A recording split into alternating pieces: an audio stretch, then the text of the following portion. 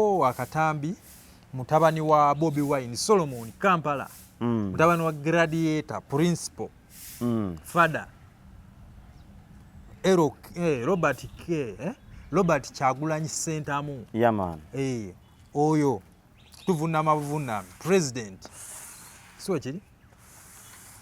ne mutabani we Solomon Kampala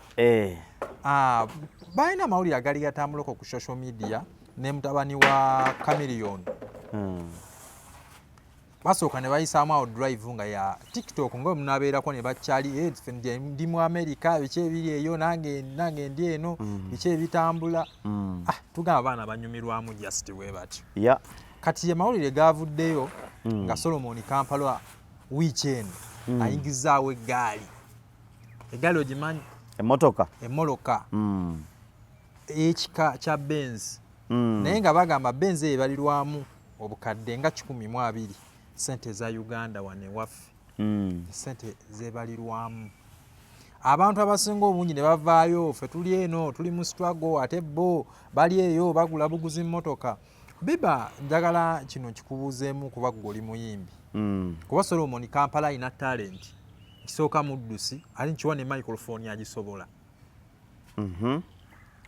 omuntu yenna enanga serebu analemwa kugula kyayina kugulwa oba Kampala Solomon ng'ovudde ku bya taata we Kampala Solomon already ali mu America Kampala Solomon already talent ye y'okudduka agikola mu America teri mulimu gwa bwereere ngeno mu Uganda mu America buli kyokola bakusasula sina lunaku nno saawa bw'obeera ng'oli under any company ng'oli signed contract bagibalirira namusere baga contract tulina ya myaka 2 ajja gifunamu ssente bweziti basobola n'okuwaako ku ssente n'okola byokola ki byoyagala so omwana ng'oyo atalina famire atalina bantu balabirira ate nga ne taata we yakolamu omusuubira akole ki ku myaka gy'alina by the way lwakuba nti feno mu Uganda tukyali wala ate era tuli wala tukkirize tugaane naye ne bwogenda bugenzi wano mu Egypt abaana abato myaka 17 baba beevuga mu motoka ezo si bipya eri kati wano kyatuwaawaza n'amatu omwana omuto ogula emmotoka mu America ebyo bintu n'omwana w'emyaka 15 kasaba nga akkirizibwa okuvuga ku luguudo license ng'agiina ogula emmotoka yonna gy'okola ki gy'oyagala ate oba oli talented kati nja kuwa ekyokulabira ku bano abaana abalisamba emipiira walabye emmotoka mayino gy'avuga bagyogeddeko emabegakaawo ono mwana wamaani y'omupya myaka 19 Kobi Mayino balaze emmotoka gy'avuga nga wano mu Uganda tewaliwo muntu agivuga kabeere mukulembeze waffe kyokka eri mwana muto ali myaka 19 eri mu America mu nsi ezaatuleka ebyo ebintu bitono nnyo si bipya era nze Solomon Kampala saagaana mutabiikiriza mu smart struggle smart bica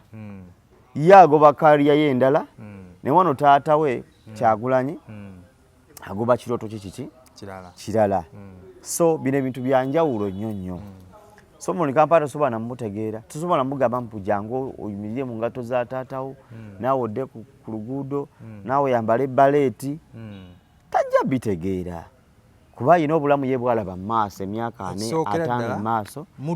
muddusi ali paid ali under a big company so tekirina nakuwawaza bannayuganda era bannayuganda kiyinza obagamba temweraliikirira mbuba akasente k'omuwi omusolo tikaguze emmotoka tetubigatta namu tuba tutta generation ejja Kampala Solomon bwali bayagadde okubako kyakolera Uganda ali kitukolera mu careers ezo bw'aba alisazeewo okuddukira eggwanga lya Uganda alijja atuddukire atuleetere emidaali tetumubanja nnyo bingi akyali mwana muto twalabye nga taata we avaayo n'agamba kampuni yamusayininga eyo eyamugulidde enzirusi bisobokera ddala ebyo ekitegeeza bannaye abantu abadde kati nange nsobola okuvaano egamba nti nkubye akalango ko ILOK shoots biki media nankolera video yeah ey'amaanyi ne bagamba biba sente yazijjeewa ne bansibako ebintu ebitakola ki ebitakwatagana naye ng'omusajja alabye ka video gamba biba come over brother let's do it n'akikola nga ye so era tate bwaba yamudifendinze bw'atyo sisobola nakyongerako bro nze Solomon Kampala nze tekyanneewunyisiza nnyo nga kunze kuba ekisooka mu muddusi omuddusi ataagane kuba nanzirusiye nga lwaki ow'ebikondi anaagana okubeera n'enzirusi wano tulina ab'ebikonde bavuga eddala emmotoka gwe ng'oyina bajaji yo kitegeere bannaye ababadde baddeyo nga mujajinga Solomon bw'ate struggle biki biri temubigatta na struggle gwe ng'oyina akagaaliko omwana oba yayingizaawo ekyuma nga kampuni yakimuwadde temuvimba mutima omuntu anaagana okugula akantu kayagala gwe nga wagula emmotoka eyiyo kitegeere nga wawasa mukyalawo waliwo ajjoga nti yakoze kirungi Solomon mumuleke agende ne talenti ye mu maaso eyo mu America ne waffe ebya talent nammwe mubimanyi tebabiteekamu nnyo kasente olina kwerwanako wekka naye omwana waba yagenze eri n'agula emmotoka ye tekimuyinaako buzibu kuba ekisooka bba eri kampuni obeera ng'odduka ng'oli muddusi birebi kati kyemmanyi eyo mu America waliyo ebitongole ebimu ngonoga nti ebibiina ebimu nti bigatta abaddusi bonna mu ggwanga kitali wano waffe nti oba oli muzanyi wa mupiira ekibiina ekigatta ab'omupiira nti bba eri bakuwa contract ne bakusasula akasente oli waddembe okuwakyolaga bo wasobola okugaa nti jangu mu kibiina kyaffe tujja nakuwa emmotoka by the way ekintu kino oba sekyo enzirusi byebimu ku bitandikirwako okugabibwa buli memba naga tugenda kufunira obutuuze by the way ekintu kino Solomon kye yakoze bannayuganda twalibadde tuggula n'amaaso tuzibuke tusindike n'abaana baffe ministry yaffe eya sports wetwandibadde tulina okulabukira wano tulina okuzuukukira naye wano ministry eri awo etudde kati Solomon yenzi nyina ekintu kyenalabyemu kyeyatuyigiriza nti wane ewaffe ebyemizannyo byawane ewaffe byagootaana nti kampuni neweebe kusayina so bagamba nti ekuwa akasente ka piki tesobola olina kweyiya wekka tiimu neweebe kusayinize olina tambuza bigere kaboda oba okali nnyo okozesa ssente zo ye baasi weekuleka eya tiimu naye bba eri ebweru woba oli munnabya bitone bakuwa enziga bakuwa ennyumba buli kimu bakikuwa ate n'akasaane kajja mu budde naye wane waffe tebiriiwo era nti waliwo abantu abali abagamba waki wane waffe tajja naddukira wano wane waffe bannaye ebyemizannyo biri bubi era baminisita mulina okulwana ennyo waki gavumenti etuwa sekita ya sports ng'erina yokka nene fufa yennyinyi nteyambye baana abo okitegeere Solomon ekintu kye yakoze wamma eyo gy'oli sigala genda mu maaso n'ekitone kyaffe ekyo mukama ajja kuwa n'ebintu yongera okuinspiringa abalala ate kyatulaze nti n'owobeera olina omulimu gw'okola oba munene oba mutini gutya wafunamu kintu ky'oyagala okukola kikole kikole kati ebweru osobola osanga oli nga muyimbi ate nga musawo osobola osanga oli nga muddusi ate nga musawo osobola osanga oli nga alabirira abaana ate nga pasita okitegeera explore ebintu byonna nabyo Katonda gifts zeyakuwa zijjeeyo kintu kikole kasoba nga okikola makubo matuufu byonna bikole Katonda obudde bwaba akuwadde bubeera bubwo bukozese do what you can do ate nze Solomon webangamye wenalabye nti yaguze emmotoka seewuunyiza nnyo kuba oyo omwana by the way ayinamu kasente Solomon ebyaddala omusajja oyo ayina faamu mulunzi wanti alina faamu eyo erimu enti eri wano waffe Uganda Solomon oyo Kampala asinga bangi okitegeera ate n'ekitali ekyo nti alina ne bu bizinesi obulalala bwakwasaganya mwembwe mutamanyi mutonga mulowooza kale oyinza omulaba nti muto wano ku mubiri naye nga mu bwongo bwe buli wala nnyo alowooleza wala nnyo kubanga abantu abasinga omungi twamala kulaba nga awangudde muddali tetwamanya nti oba abadde namuki namuddusi emidaali mugirabyaze agiwangula nze Solomon muganda wange lemerako olina akaterekeka ku Solomon ku Solomon nyinza muga nti tukuwagaliza birungi byokka ekyokubiri lwakuba nti bannayuganda enkwe empitirivu nnyo tusobola kerabira tetuyambagana naye nga bw'oba olabyeko bannayuganda banna abalina ebitone bwe bityo nga you can pave away do it bro. Si kibi okuyamba. Ekisookera ddala nti ova mu famire entuufu. Ekyokubiri osomyeko, okozemu botch, oli exposed kati. Bw'oba olabye opportunity yonna esika banno abaddusi, sijja kwogera ku bayimbi, sijja kwogera ku baki, but abaddusi bayambeko bakasukira omuki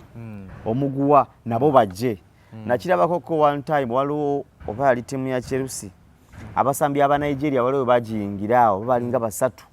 abasambi aba Nigeria, naye nga buli omu akasukira munne akasukira munne omuguwa, akasukira munne omuguwa. Abasambi aba Senegal balina engeri gye bakikolamu, n'Abakameruni gola mu ttiimu emu mulimu abasambi nga basatu nga bonna Abasenego, omu ava ku benchi, omulala akaddi yakuzeekuzemu bwe bati. Naye nga tuyige okuyambagana, tuyige okwekasukira omuguwa, kiyamba nnyo eggwanga. Generation yaffe eno empya ereme kubeera nga yankokola zokka, batugezeko okweyamba. Bwe tuneeyambanga bwe tutyo kijja kutwala eggwanga lyaffe maaso, ate tubeere bangi nnyo nga ffenna tuli baakabi. Kikinyuma nnyo okubanga oli buwoomu ow'akabi, kitegeeza n'oba kkuba olukokola osobola okuva ku line bannaayo. Mpola Solomon Kampala tukwagala nnyo, naye ng'abaana badda next launch muganda wange Maanyi Solomon kasima keerere wofunayo obuyambi obuli eyo ereetako otekeko eno ewaka eri baddusi banno naffe tusobole ne bw'ofunayo ttiimu ng'eyagala omuddusi ng'olina munno gw'omanyi recommending abanno banno abali myaka gyo ate emidaala ffe twagala ogiwangule ddala gibeerewo wano mu bungi. Nalabyeko ne story gye babaddewo ku TikTok okwo nga Kadamu omu abagamba mbu ayagala genda mu America ayoze ensaniya. Wagirabye? Nagirabye. Kyasi webaayo amuyite. Bwangana wano waffe biralamu. Omwana oyo yadde ayagala okwoza ensaniya tukutumiddeko nnyo. Naye ensaniya akakasa azoozezza bulungi mu Saudi Arabia zitukudde nga ffe nagenda mu America. Okukyamukirira kuyinza okuba okungi. Kale sooka omala ensaniya z'omu Saudi Arabia omala ogende mu America. Zola omuwala gwe nali njagala okwana, nali mwagadde, sijja mu mentioninga linnya, naye kankayiseewo. Bwe namubuuza nti mu Uganda okomawo ddi, yali ali mu Saudi Arabia. N'angamba biba kakati ekyeyo ky'omu Saudi Arabia nkimaze, naye kati n'ogenda okukuba ekyekkata, n'ogenda nkuba eky'e Jordan, n'ogenda nkuba eky'e Kuwait, n'ogenda nkuba ekya Iraq, male nzire Dubai, male nzire UK, ngende France. Awo ng'okyalina laavuye. Namuntu ya ne mugamba omanyi